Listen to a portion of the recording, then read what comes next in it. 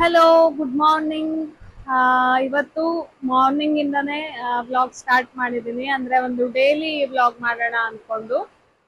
So ನೋಡ್ತಾ ಇರ್ಬೋದು, ಮಳೆ ಜೋರಾಗ್ತಾ ಇದೆ. ಅಂದ್ರೆ ಈ ಸಲ ಅಂತೂ ಬೇಗನೆ ಮೇ 20th ಇಂದಾನೆ ಇಲ್ಲಿ ಸ್ಟಾರ್ಟ್ ಆಗ್ಬಿಟ್ಟಿದೆ ಆಲ್ರೆಡಿ. ಅಂದ್ರೆ ಅಲ್ಲಿಂದ ಸುಮಾರು ನಾನ್ ಸ್ಟಾಪ್ ಅಂತ ಹೇಳ್ಬೋದು. 1-2 ದಿನ ಸ್ವಲ್ಪ ಬಿಸಿಲಿತ್ತು ಅಷ್ಟೇ. ಸೊ ನಮ್ಮನೇಲಿ ಇಲ್ಲಿ ಕೆನಪಿಲಿ ನಿಂತ್ಕೊಂಡು ಮಳೆಗಾಲದಲ್ಲಿ ಕುತ್ಕೊಂಡು ನೋಡೋಕೆ ಒಂಥರ ಖುಷಿ ಅನ್ಸುತ್ತೆ. ಅಂದ್ರೆ ಇಲ್ಲಿ ಮೇಲ್ಗಡೆ ಕೆನಪಿಯಿಂದ ನೋಡಿದ್ರೆ ಒಂಥರ ಫುಲ್ ವ್ಯೂ ಕಾಣುತ್ತೆ. ಯಾಕಂದ್ರೆ ಆ ಸೈಡು ಗದ್ದೆ ತೋಟ ಎಲ್ಲ ಇರೋದ್ರಿಂದ ಆ ಸಖತ್ತಾಗಿ ಕುತ್ಕೊಂಡು ಎಂಜಾಯ್ ಮಾಡಬಹುದು ಮಳೆನ. ಅಂದ್ರೆ ಆಮೇಲೆ ಬೋರ್ ಆದ್ರೂನು ಈ ಸ್ಟಾರ್ಟಿಂಗ್ ಅಲ್ಲಂತೂ ಒಂಥರ ಮಳೆಗಾಲ ಸ್ಟಾರ್ಟಿಂಗ್ ಅಲ್ಲೆಲ್ಲ ಇಲ್ಲಿ ಕುತ್ಕೊಂಡು ನೋಡೋಕೆ ಒಂಥರ ಖುಷಿ ಅನ್ಸುತ್ತೆ.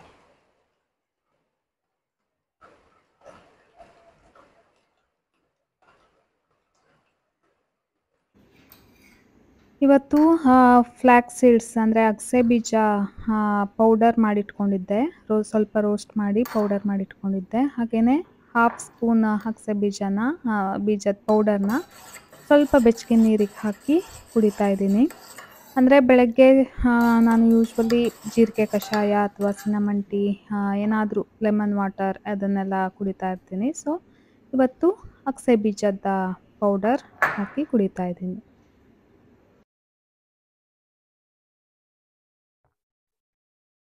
ಸೊ ಈ ಫ್ಲ್ಯಾಕ್ಸ್ ಸೀಡ್ ವಾಟರ್ ನಾನು ಒಂದು ಸ್ವಲ್ಪ ದಿನದಿಂದ ಕುಡಿಯೋದು ರೂಢಿಯಾಗಿದೆ. ಅಂದರೆ ಮಾರ್ನಿಂಗ್ ಎದ್ದ ತಕ್ಷಣ ಯೂಶ್ವಲಿ ನಾನು ಜೀರಾ ವಾಟರ್ ಅಥವಾ ಸಿನಮನ್ ಟೀ ಅಂದರೆ ಚಕ್ಕೆ ಪುಡಿ ಇರುತ್ತಲ್ಲ, ಅದನ್ನು ಸ್ವಲ್ಪ ಬಿಸಿ ನೀರಿಗೆ ಹಾಕಿ ಆ ಥರ ಮಾಡ್ಕೊಂಡು ಕುಡಿತಿದ್ದೆ ಯೂಶ್ವಲಿ ಮಾರ್ನಿಂಗ್.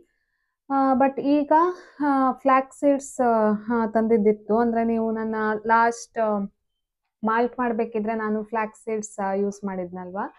ಸೊ ಆ ಸೀಡನ್ನೇ ಸ್ವಲ್ಪ ಹುರ್ಕೊಂಡು ಅದನ್ನು ಪೌಡರ್ ಮಾಡಿ ಇಟ್ಕೊಂಡ್ರೆ ಅದು ಅಂದರೆ ಒಂದು ಗ್ಲಾಸ್ ಬಾಟ್ಲ್ ಅಥವಾ ಬಾಟ್ಲಲ್ಲಿ ಹಾಕಿಟ್ರೆ ಹಾಳಾಗೋದಿಲ್ಲ. ಸೊ ಅದನ್ನು ಬೆಳಗ್ಗೆ ಖಾಲಿ ಹೊಟ್ಟೆಲಿ ಸ್ವಲ್ಪ ಬೆಚ್ಚಗಿನ ನೀರಲ್ಲಿ 1/2 ಸ್ಪೂನು ಹಾಕ್ಕೊಂಡು ಕುಡಿತೀನಿ. ಯಾಕೆಂದರೆ ಫ್ಲ್ಯಾಕ್ಸ್ ಸೀಡ್ಸಲ್ಲೂ ಕೂಡ ತುಂಬ ಅಂದರೆ ಪೋಷಕಾಂಶಗಳು ಇರುತ್ತೆ ಅಂತ ಹೇಳ್ತಾರೆ. ಅಂದರೆ ಇದರಲ್ಲಿ ಫೈಬರ್ ಕಂಟೆಂಟ್ಸ್ ಅಂತೂ ಜಾಸ್ತಿನೇ ಇರುತ್ತೆ.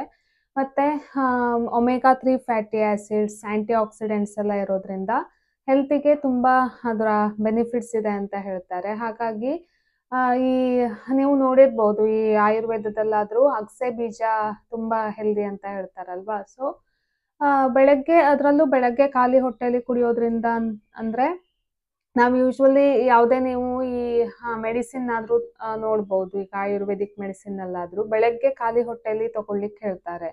ಸೊ ಅಂದರೆ ಅದರಲ್ಲಿದ್ದ ಪೂರ್ತಿ ಪ್ರಮಾಣದ ಒಂದು ಅಂಶ ಅಬ್ಸಾರ್ಪ್ಷನ್ ಆಗುತ್ತೆ ಅನ್ನೋ ಕಾರಣಕ್ಕೆ ನಾವು ಖಾಲಿ ಹೊಟ್ಟೆಲಿ ಯಾವುದನ್ನೇ ಒಳ್ಳೆಯದನ್ನು ಕುಡಿಯೋದ್ರಿಂದ ಅದರ ಪೋಷಕಾಂಶ ಅಥವಾ ಅದರ ಔಷಧಿಯ ಪ್ರಮಾಣ ಏನಿರುತ್ತೆ ಪೂರ್ತಿ ಪ್ರಮಾಣದಲ್ಲಿ ದೇಹಕ್ಕೆ ಅಬ್ಸಾರ್ಬ್ ಆಗುತ್ತೆ. ಹಾಗಾಗಿ ನನಗಂತೂ ಅದೇ ರೂಢಿ ಆಗಿಬಿಟ್ಟಿದೆ. ಅಂದರೆ ಬೆಳಗ್ಗೆ ಖಾಲಿ ಹೊಟ್ಟೆಲಿ ಡೈರೆಕ್ಟ್ ತಿಂಡಿ ತಿನ್ನೋದಕ್ಕಿಂತ ಏನಾದರೂ ಒಂದು ಅಂದರೆ ಅಟ್ಲೀಸ್ಟ್ ಬಿಸಿ ನೀರನ್ನಾದರೂ, ಸ್ವಲ್ಪ ಬೆಚ್ಚಗಿನ ನೀರನ್ನಾದರೂ ಒಂದು ಗ್ಲಾಸ್ ಕುಡಿಲೇಬೇಕು. ಇಲ್ಲ ಅಂದರೆ ಏನೋ ಸಮಾಧಾನ ಇರೋದಿಲ್ಲ. ಹಾಗಾಗಿ ನಾನು ಅದೊಂಥರ ಈಗ ರುಟೀನ್ ಆಗಿಬಿಟ್ಟಿದೆ. ಜೀರಿಗೆ ನೀರು ಅಥವಾ ಸಿನಮನ್ ಟೀ, ಈಗ ಈ ಫ್ಲ್ಯಾಕ್ಸ್ ಸೀಡ್ಸ್ ಇದನ್ನು ಕುಡಿತಾ ಇದ್ದೀನಿ. ಸೊ ಅಂದರೆ ಒಂದೊಂದು ದಿನ ಒಂದೊಂದು ಈ ಥರ, ಅಥವಾ 2 ದಿನ ಒಂಥರ, 2 ದಿನ ಮತ್ತೊಂದು ಥರ, ಆ ಥರ ಮಾಡಿ. ಸೊ ಆಮೇಲೆ ನಾನು ರೆಗ್ಯುಲರ್ ಆಗಿ ಡ್ರೈ ಫ್ರೂಟ್ಸ್ ನೆನೆಸ್ತೀನಲ್ವ, ಹಾಗಾಗಿ ಒಂದು ಗ್ಲಾಸ್ ಇದನ್ನು ಕುಡ್ಕೊಂಡು ಆಮೇಲೆ ಅದನ್ನು ತಿಂದು ರೆಗ್ಯುಲರ್ ತಿಂಡಿ ಏನಿರುತ್ತೆ ಅದನ್ನು ತಿನ್ನೋದು ಒಂಥರ ಈಗ ಅಭ್ಯಾಸ ಆಗಿಬಿಟ್ಟಿದೆ. ಜೋರಾಗಿ ಮಳೆ ಬರ್ತಿದ್ದರಿಂದ ಏನಾದರೂ ಸ್ವಲ್ಪ ಈ ಥರ ಪುರಿ ಏನಾದರೂ ತಿನ್ನೋಣ ಅಂತ ಅನಿಸ್ತಾ ಇತ್ತು. ಸೊ ಮಾವಿನ ಹಣ್ಣು ಮನೇಲಿ ಇದ್ದಿದ್ದರಿಂದ ಪುರಿ ಮತ್ತು ಮಾವಿನ ಹಣ್ಣು ರಸಾಯನ ಕಾಂಬಿನೇಷನ್ ಸಖತ್ತಾಗಿರುತ್ತೆ ಅಂದ್ಕೊಂಡು ಇಲ್ಲಿ ನಾನು ಅತ್ತೆ ಸೇರಿ ಪುರಿ ಮಾಡ್ತಾ ಇದ್ದೀವಿ. ಅಂದರೆ ಬೆಳಗ್ಗೆ ಪುರಿ ಈ ಥರ ಕರ್ದು ತಿನ್ನೋದು ತುಂಬ ಅಪರೂಪ. ಸುಮಾರು ತಿಂಗಳೇ ಆಗಿತ್ತು. ಇವತ್ತು ಯಾಕೋ ಮಾವಿನ ಹಣ್ಣಿನ ರಸಾಯನದ ಜೊತೆ ಪುರಿ ತಿನ್ನಬೇಕು ಅಂತ ಅನ್ನಿಸ್ತು. ಸೊ ಬಿಸಿ ಬಿಸಿ ಆಗಿ ಚೆನ್ನಾಗಿ ಉಬ್ಬಿ ಬರ್ತಾ ಇದೆ ಪುರಿ. ಅಂದರೆ ಸ್ವಲ್ಪ ಹೆಸರುಕಾಳು ಬಾಜಿ ಮಾಡಿದ್ದೆ, ಹಾಗೆಯೇ ಸ್ವೀಟ್ ಇರಲಿ ಅಂತ ಮಾವಿನ ಹಣ್ಣು ರಸಾಯನ ಮಾಡಿದ್ದೆ. ಸಖತ್ತಾಗಿ ಕಾಂಬಿನೇಷನ್ ಪುರಿ ಮತ್ತು ರಸಾಯನ ಟೇಸ್ಟಿಯಾಗಿತ್ತು. ಹಾಗೆ ಒಂದು 4-5 ಪುರಿ ತಿಂದುಬಿಟ್ಟೆ. ಹಾಗೆಯೇ ಇವತ್ತು ಮಧ್ಯಾಹ್ನ ಲಂಚಿಗೆ ಬಿಸಿ ಬಿಸಿಯಾಗಿ ರಸಮ್ ಮಾಡೋಣ ಅಂತ ಅನ್ನಿಸ್ತು. ಡೈಲಿ ನಾವು ಯೂಶ್ವಲಿ ಸಾಂಬಾರು ಕಾಯಿ ಹಾಕಿ ಸಾಂಬಾರು ಮಾಡ್ತೀವಿ, ಬಟ್ ಇವತ್ತು ಯಾಕೋ ಟೊಮೆಟೊ ಸಾಂಬಾರು ನನ್ನ ಫೇವ್ರೇಟ್ ಅದು. ಸೊ ನಾನು ಈ ರೀತಿ ಪ್ಯೂರಿ ಮಾಡಿಕೊಂಡು ಈ ಥರ ಒಗ್ಗರಣೆ ಹಾಕಿ ನಾನೇ ಪೌಡರ್ ಮನೆಯಲ್ಲೇ ಮಾಡ್ಕೊಳ್ತೀನಿ. ಸೊ ಬಿಸಿ ಬಿಸಿಯಾಗಿ ಅನ್ನದ ಜೊತೆ ಸಖತ್ತಾಗಿರುತ್ತೆ. ನಮ್ಮ ಮನೇಲಿ ಸುಮಾರಾಗಿ ನಾನು ಮಾಡೋ ರಸಮ್ ಎಲ್ರಿಗೂ ತುಂಬ ಇಷ್ಟ ಆಗುತ್ತೆ. ಸೊ ಲಾಸ್ಟಲ್ಲಿ ಸ್ವಲ್ಪ ಕೊತ್ತಂಬರಿ ಸೊಪ್ಪು ಸ್ವಲ್ಪ ಜಾಸ್ತಿ ಹಾಕಿ ಚೆನ್ನಾಗಿ ಕುದಿಸ್ಬಿಟ್ರೆ ಅದರ ಫ್ಲೇವರ್ ಸಖತ್ತಾಗಿ ಬಂತು. ಸೊ ಬಿಸಿ ಬಿಸಿ ರಸಮ್ ಹಾಗೆಯೇ ಕ್ಯಾಬೇಜ್ ಪಲ್ಯ ಮಾಡಿದ್ದೀನಿ. ಸೊ ಇವತ್ತಿನ ಲಂಚಿಗೆ ರೆಡಿ. ಇವನು ನೋಡಿ, ಬರ್ಫಿಗೆ ಅಂತ ಹೊಸ ಬೆಡ್ ತರಿಸಿದ್ದೆ. ಆ್ಯಕ್ಚುಲಿ ಮಳೆಗಾಲದಲ್ಲಿ ಸ್ವಲ್ಪ ಅವನಿಗೆ ಅಂದರೆ ಚಳಿ ಆಗ್ಬೋದು ಅಂತ. ಅವನು ನೋಡ್ರೆ ಅದರಲ್ಲಿ ಮಲ್ಗೋದು ಬಿಟ್ಕೊಂಡು ಅದು ಸಾಫ್ಟ್ ಆಗಿರೋದ್ರಿಂದ ಇವನು ಒಳ್ಳೆ ಕಚ್ಕೊಂಡು ಅದನ್ನೇ ಆಟ ಆಡ್ತಾ ಇದ್ದಾನೆ. ಇನ್ನು ರೂಢಿ ಮಾಡಿಸ್ಬೇಕು ಅವನಿಗೆ, ಅದು ಅವನ ಬೆಡ್ಡು ಮಲಗು ಅಂತ. ಕಲರ್ಫುಲ್ಲಾಗಿ ಕ್ಯೂಟಾಗಿ ಕಾಣ್ತು. ಸೊ ಇದು ಸ್ಮಾಲ್ ಬ್ರೀಡ್ ಅಲ್ವಾ, ಸ್ಮಾಲ್ ಆಗಿದ್ದಕ್ಕೆ ಒಂದು ಪುಟಾಣಿ ಬೆಡ್ ಇರಲಿ ಅಂತ ತರಿಸಿದೆ. ಇದು ಆ್ಯಕ್ಚುಲಿ ಅಮೆಝಾನಿಂದ ತರಿಸಿದ್ದು. 390 ರುಪೀಸ್ ಏನೋ ಕೊಟ್ಟಿದ್ದೀನಿ. ಡಿಪ್ಸಿ ನಾ ಮತ್ತೆ ಮರಿನ ನೋಡಿದೆ, ಸುಮಾರು ದಿನ ಆಗೋಗಿತ್ತು. ಹಾಗಾಗಿ ಒಂದು ರೌಂಡ್ ನೋಡ್ಕೊಂಡು ಹೋಗೋಣ ಅಂತ ಬಂದೆ. ಡಿಪ್ಸಿ ಡಿಪ್ಸಿ ಡಿಪ್ಸಿ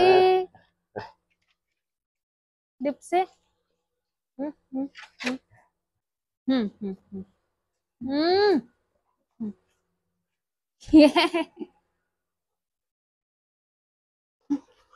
ಬೇಡ ಬೇಡ ಅಲ್ಲ.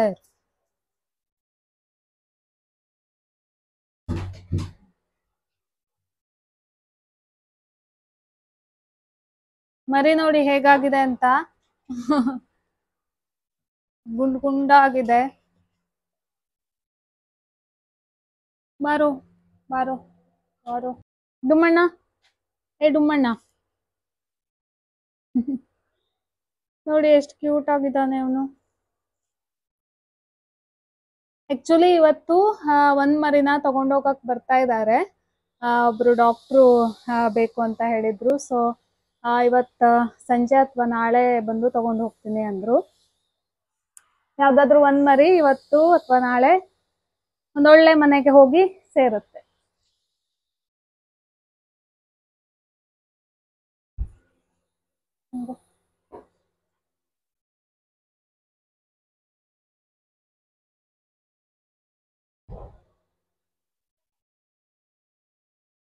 ಬಾ.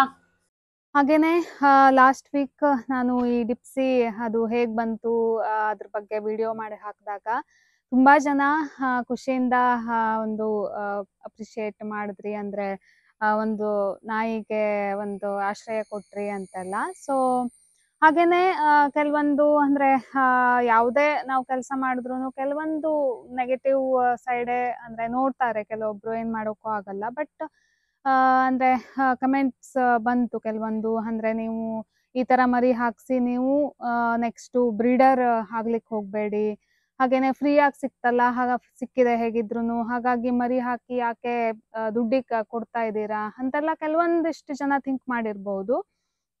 ಸೊ ಅದಕ್ಕೋಸ್ಕರ ಸಣ್ಣ ಕ್ಲಾರಿಫಿಕೇಶನ್ ಅಷ್ಟೇ. ನಾವು ನಮ್ಮನೇಲಿ ಮುಂಚೆಯಿಂದನೂ ಒಂದು 10-20 ವರ್ಷದಿಂದ ನಾವು ನಾಯಿಯನ್ನ ಸಾಕ್ತಾ ಇದೀವಿ ಅಷ್ಟೇ. ಅದ್ರ ಮೇಲೆ ಪ್ರೀತಿ ಇದೆ, ಹೇಗೆ ಅದನ್ನ ಕಾಳಜಿ ಮಾಡ್ಬೇಕು ಅಂತೆಲ್ಲ ನಮ್ಗೆ ಅಂದ್ರೆ ತಕ್ಕ ಮಟ್ಟಿಗೆ ನಾಲೆಜ್ ಇದೆ. ಅಂದ್ರೆ ಇದನ್ನಾದ್ರೂ ಅಷ್ಟೇ, ನನ್ನ ನಾದ್ನಿ ಕೂಡ ಅವಳು ಹುಟ್ಟಾಗಿಂದ ನಾಯಿ ನೋಡ್ಕೊಂಡೆ ಬೆಳೆದಿದ್ರಿಂದ ಅವಳಿಗೆ ಅದನ್ನ ಪಾರ್ಕಲ್ಲಿ ಬಿಟ್ಟು ಬರ್ಲಿಕ್ಕೆ ಮನ್ಸಾಗಿಲ್ಲ. ಹಂಗಾಗಿ ತಗೊಂಡ್ ಬಂದ್ಲು. ಅಲ್ಲೇ ಎದ್ರ ಮನೇಲೆ ಪ್ಯೂರ್ ಲ್ಯಾಬು ಮೇಲ್ ಲ್ಯಾಬ್ ಇದ್ದಿದ್ರಿಂದ ಕ್ರಾಸ್ ಮಾಡಿಸಿದ್ಲು ಅಷ್ಟೇ. ಸೊ ನಮ್ಗೆ ಆ ತರ ಮರಿ ಹಾಕಿ ಮಾರಾಟ ಮಾಡೋ ಉದ್ದೇಶ ಅಂತೂ ಖಂಡಿತ ಇಲ್ಲ. ಹಾಗಿದ್ದಿದ್ರೆ ನಾವು ಅಂದ್ರೆ ನಮ್ಗೆ ದುಡ್ಡಿಗೆ ಅಂದ್ರೆ ಪ್ರೈಸ್ ಯಾಕೆ ನಾವು ಹೇಳಿ ಕೊಡ್ತಾ ಇದ್ದೀವಿ ಅಂದ್ರೆ, ಬೆಂಗಳೂರಿಂದ ನಾವು ಒಂದು ನಮ್ಮ 7 ಸೀಟರ್ ವೆಹಿಕಲ್ ತಗೊಂಡು ಹೋಗಿ ತಾಯಿನ ಮರಿನ ಎಲ್ಲ ತಗೊಂಡು, ಅಂದ್ರೆ ನೀವು ಜನರಲ್ ಆಗಿ ನಾಯಿ ಸಾಕ್ದವ್ರಿಗೆ ಗೊತ್ತಿರತ್ತೆ ಅಂದ್ರೆ ಎಷ್ಟು ಅದನ್ನ ನಿಲ್ಸ್ಕೊಂಡು ಅದಕ್ಕೆ ಫುಡ್ ಹಾಕ್ತಾ ಅದಕ್ಕೆ ಈ ಸುಸು ಅದನ್ನೆಲ್ಲ ಮಾಡಿಸ್ತಾ ಬರ್ಬೇಕಾಗತ್ತೆ. ಸೊ ಕಾರ್ ತಗೊಂಡು ಹೋಗಿ ಅದನ್ನ ಕರ್ಕೊಂಡ್ ಬಂದ್ವಿ. ಹಾಗೇನೆ ನಾಯಿ ಸಾಕ್ದವ್ರಿಗಂತೂ ಗೊತ್ತಿರತ್ತೆ ಅಂದ್ರೆ ಅದು ಜನರಲ್ ಆಗಿ ಇಯರ್ಲಿ 2 ಸಲ ಅಂದ್ರೆ ಹೀಟಿಗೆ ಬರುತ್ತಲ್ಲ, ಆವಾಗ ಅದನ್ನ ನೋಡ್ಕೊಳ್ಳೋದು ಎಷ್ಟು ಕಷ್ಟ, ಹಾಗೆ ಅವು ಎಷ್ಟು ತ್ರಾಸ್ ಕೊಡುತ್ತೆ ಅದೆಲ್ಲ ಗೊತ್ತಿರತ್ತೆ. ಹಾಗೇನೆ ನಾವು ಪ್ಯೂರ್ ಇದು ಸಿಕ್ಕಿದಾಗ ಕ್ರಾಸ್ ಮಾಡಿಸ್ಲೇಬೇಕಾಗತ್ತೆ. ಅದರಲ್ಲೂ ಇದಂತೂ ಫಸ್ಟ್ ಗೂಡು ಇದು ಮರಿ ಹಾಕಿದ್ದು. ಹಾಗೇನೆ ನೇಚರ್ ಒಂದು ಇದಲ್ವಾ, ಯಾವುದೇ ಪ್ರಾಣಿಗಾದ್ರೂ ಒಂದು ಸಲನಾದ್ರೂ ಒಂದು ಗೂಡು ಹಾಕ್ಸಿ ಅದಕ್ಕೂ ಒಂದು ತಾಯ್ತನದ ಅನುಭವನ ಕೊಡ್ಬೇಕು ಅಂತ ಎಲ್ರಿಗೂ ಇದ್ದೇ ಇರತ್ತೆ. ಅದು ಪ್ರಕೃತಿ ನಿಯಮ, ಅದನ್ನ ಇದನ್ನ ಮಾಡೋ ಹಕ್ಕು ನಮ್ಗಿಲ್ಲ. ಹಾಗಾಗಿ ಅದ್ರದ್ದು ಫಸ್ಟ್ ಗೂಡಾಗಿದ್ರಿಂದ ಇರ್ಲಿ ಅಂತ ಕ್ರಾಸ್ ಮಾಡಿಸಿದ್ದಷ್ಟೇ. ಈಗ ಮರಿನಾದ್ರೂ ನಾವು ಅದಕ್ಕೆ ಆಲ್ಮೋಸ್ಟ್ ಏಪ್ರಿಲ್ ಎಂಡಿಗೆ ನಾವು ಇಲ್ಲಿ ಶಿಫ್ಟ್ ಮಾಡಿದ್ದು. ಸೊ ಅದಕ್ಕೋಸ್ಕರ ಅದಕ್ಕೆ ಸೆಕೆ ಆಗಬಾರ್ದು, ಇಲ್ಲಿ ತುಂಬಾ ಟೆಂಪ್ರೇಚರ್ ಜಾಸ್ತಿ ಇರುತ್ತಲ್ಲ, ಸೆಕೆ ಆಗಬಾರ್ದು, ಅದಕ್ಕೆ ಸೊಳ್ಳೆ ಕಚ್ಚಬಾರ್ದು ಅಂತ ನಾವು ಒಂದು ಹಳೆ ಟೇಬಲ್ ಫ್ಯಾನ್ ಅನ್ನ ಅಲ್ಲಿ ಇಟ್ಟು ಅದಕ್ಕೆ 24 ಗಂಟೆ ಫ್ಯಾನ್ ಹಾಕೇ ಇಡಿಸ್ತಿದ್ರು ಅಣ್ಣ. ಸೊ ಹಾಗಾಗಿ ಅಂದ್ರೆ ಎಲ್ಲೋ ಒಂದ್ ಸ್ವಲ್ಪ ಬೇಜಾರಾಯ್ತು ಅಷ್ಟೇ. ನಾವು ಬಿಸ್ನೆಸ್ಗೋಸ್ಕರ ಅಂತೂ ಖಂಡಿತ ಮಾಡ್ತಾ ಇಲ್ಲ. ಇರ್ಲಿ, ಏನ್ ಮಾಡೋಕ್ಕೂ ಆಗಲ್ಲ. ನಮ್ಗಂತೂ ಅದಕ್ಕೊಂದು ಆಶ್ರಯ ಕೊಟ್ಟಿದ್ದೀವಿ ಅನ್ನೋ ತೃಪ್ತಿ ಖಂಡಿತ ಇದೆ. ಸೊ ಇವತ್ತು ಒಂದ್ ನಾಯಿ ಮರಿ ಹೋಗ್ತಾ ಇದೆ, ಅಂದ್ರೆ ಒಬ್ರು ತಗೊಂಡು ಹೋಗ್ತಾ ಇದ್ದಾರೆ. ಸೊ 2 ನಾಯಿ ಮರಿಗೂ ಅಷ್ಟೇ ಒಳ್ಳೆ ಮನೆ ಸಿಕ್ಕಿ ಪ್ರೀತಿ ಕೊಡೋ ಮನೆನೂ ಸಿಗ್ಬೇಕು ಅನ್ನೋದಷ್ಟೇ ನಮ್ಮ ಉದ್ದೇಶ. ದುಡ್ಡು ನಾವು ಎಷ್ಟಕ್ಕೋ ಇದ್ ಮಾಡ್ತೀವೋ ಅಷ್ಟಕ್ಕೆ ಕೊಡ್ತಾ ಇದ್ದೀವಿ, ಹಾಗೇನಿಲ್ಲ. ಬಟ್ ಅದಕ್ಕೆ ಒಳ್ಳೆ ಪ್ರೀತಿ ಕೊಡೋ ಮನೆ ಸಿಗ್ಬೇಕು, ಅದು ನಮ್ಮ ಮೇನ್ ಇಂಟೆನ್ಷನ್ ಅಷ್ಟೇ. ಹಾಗೇನೆ ಸಂಡೇ ಆಗಿದ್ರಿಂದ ಇವತ್ತು ಸಂಜೆಯಲ್ಲಾದರೂ ಸ್ವಲ್ಪ ಶಾಪಿಂಗ್ ಕೂಡ ಇತ್ತು. ಹಾಗೇನೆ ಹೊರಗಡೆ ಹೋಗಿ ಬರೋಣ ಅಂತ ಹೊರಟ್ವಿ. ಅಂದರೆ ಇವತ್ತು ತುಂಬ ಮಳೆ, ಬೆಳಗ್ಗೆ ಸುಮಾರು ಮಳೆ ಇತ್ತು. ಬಟ್ ಆಫ್ಟರ್ನೂನ್ ಆದಮೇಲೆ ಸ್ವಲ್ಪ ಬಿಸಿಲು ಮಳೆ ಆಗ್ತಾ ಇತ್ತು. ಸೊ ಈ ಥರ ಸೀಸನ್ನಲ್ಲಿ ಈ ಥರ ಗುಡ್ಡ ಆದಮೇಲೆಲ್ಲ ಹೋಗೋಕ್ಕೆ ಫುಲ್ ಚೆನ್ನಾಗಿರುತ್ತೆ. ಒಂಥರ ಸ್ಕೂಟಿಲಾಗಲಿ ಕಾರ್ ಮೇಲಾಗಲಿ ಒಂಥರ ಕೂಲಾಗಿ ಖುಷಿ ಅನಿಸುತ್ತೆ ಹೋಗಲಿಕ್ಕೆ.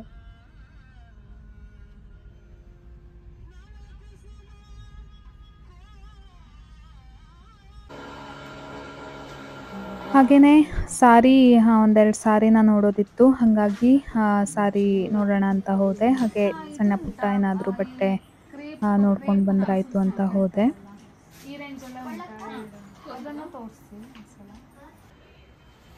ಇನ್ನು ಸಂಡೇ ಯೂಶ್ವಲಿ ಈ ಥರ ಹೊರಗಡೆ ಬಂದಮೇಲೆ ಏನಾದರೂ ಬಿಸಿ ಬಿಸಿಯಾಗಿ, ಅದರಲ್ಲೂ ಮಳೆಗಾಲ ಅಂದಮೇಲೆ ಏನಾದರೂ ಬಿಸಿ ಬಿಸಿಯಾಗಿ ತಿನ್ನಬೇಕು ಅಂತ ಅನ್ನಿಸ್ತು. ಸೊ ನಮ್ಮ ಕುಮಟಾದ ಫೇಮಸ್ ಪಾಂಡುರಂಗ ಇಂಟರ್ನ್ಯಾಷನಲ್ ಇದೆಯಲ್ಲ, ಸೊ ಅಲ್ಲಿ ಚಾಟ್ಸ್ ಕೂಡ ಈಗ ಸಿಗತ್ತೆ, ಹಾಗಾಗಿ ಅಲ್ಲಿ ಹೋದ್ವಿ.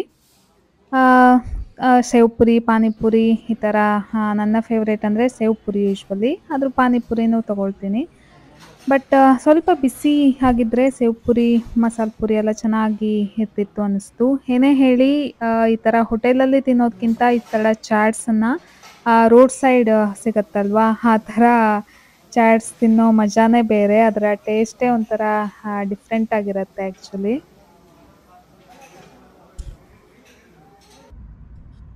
ಸೊ ಚಾಟ್ಸ್ ತಿನ್ಕೊಂಡು ಹಾಗೆ ಮನೆಗೆ ವಾಪಸ್ ಹೊರಟ್ವಿ. ಇದಾಗಿತ್ತು ಇವತ್ತಿನ ನನ್ನ ಒಂದು ಸಿಂಪಲ್ ಡೈಲಿ ವ್ಲಾಗ್. ಹೋಪ್ ನಿಮಗೆಲ್ರಿಗೂ ಇಷ್ಟ ಆಗಿದೆ ಅಂತ. ಸೊ ಯಾರು ನನ್ನ ಚಾನಲ್ಗೆ ಸಬ್ಸ್ಕ್ರೈಬ್ ಆಗಿಲ್ವೋ ಸಬ್ಸ್ಕ್ರೈಬ್ ಆಗಿ ಅಂತ ಹೇಳ್ತಾ ಇವತ್ತಿನ ವ್ಲಾಗನ್ನು ಮುಗಿಸ್ತೀನಿ. ಎಲ್ರಿಗೂ ನಮಸ್ತೆ.